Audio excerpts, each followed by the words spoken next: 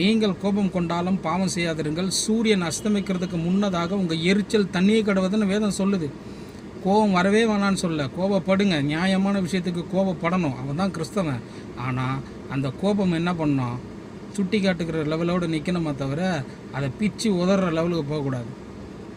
குடும்பமே ரெண்டாக பிரிஞ்சு போகிற அளவுக்கு உன்னுடைய கோபம் என்ன பண்ணக்கூடாது, பிசாசுக்கு இடம் கொடுத்து உன் வாழ்க்கையை ஒன்றுலாமாக்கி, உன் தேவன் உன் வாழ்க்கையில் என்ன நோக்கத்துக்காக உன்னை தெரிந்து கொண்டு ஒரு நோக்கத்துக்காக திருமணத்தை ஏற்படுத்தி வைத்தாரோ அந்த திருமண பந்தமே ஒன்றும் இல்லாமல் போகிற அளவுக்கு என்ன பண்ணக்கூடாது, உன்னுடைய கோபம் இருக்கக்கூடாது. பிசாசு என்ன பண்ணுவான், நீ கோபப்படுறது நியாயமான காரியமாக இருக்கும், ஆனால் அவன் உள்ளே பூந்து என்ன பண்ணுவான், அதை ஒன்றும் இல்லாமல் ஆக்கிட்டு போயிட்டே இருப்பான்.